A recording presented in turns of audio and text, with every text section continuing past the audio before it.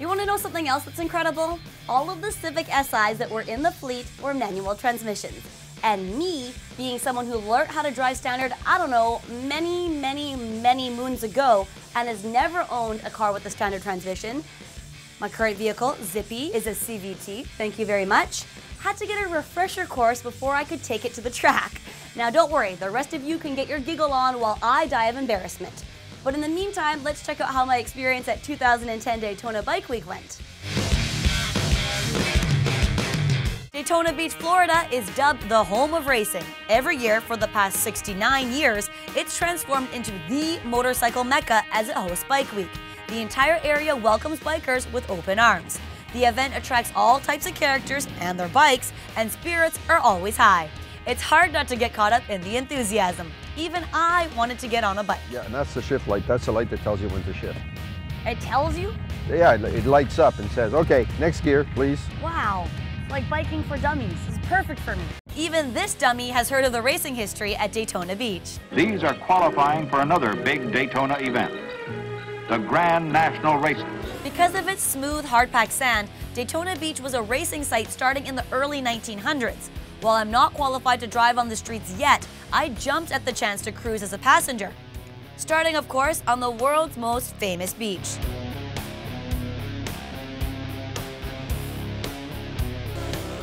Leading down the palm tree-lined streets of Daytona, and ending on Beach Street, one of Bike Week's main strips.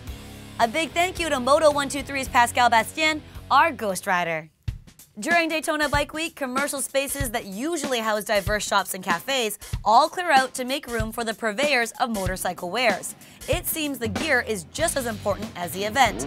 Everyone's flossing their style.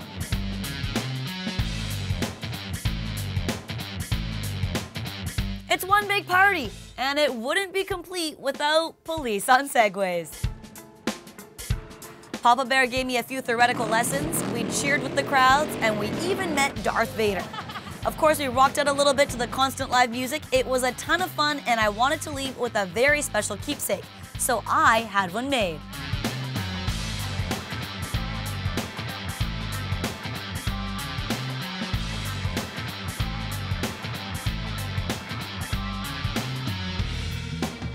That's it for this year, but Papa Bear and I will definitely be back. Vroom, vroom. Honestly, what an experience. I guess this means that I need to learn how to ride a bike before next year's Bike Week. I'm sorry, but Papa Bear, you've really got your work cut out for you.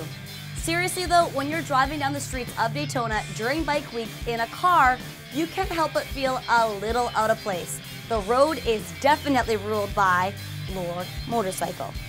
Join us next week as we continue our series on fresh ideas with an all-electric motorcycle, Zero. We're also going to take a look at a very special AC, and as earlier promised, I will be doing manual transmissions. Don't forget to become a fan of the show on Facebook and follow me on Twitter at Donna Mailing, and a big shout out to the newest member of the Auto123 show, Benny Bambino. We leave you with his slogan, smile, because life is good. We'll see you next week.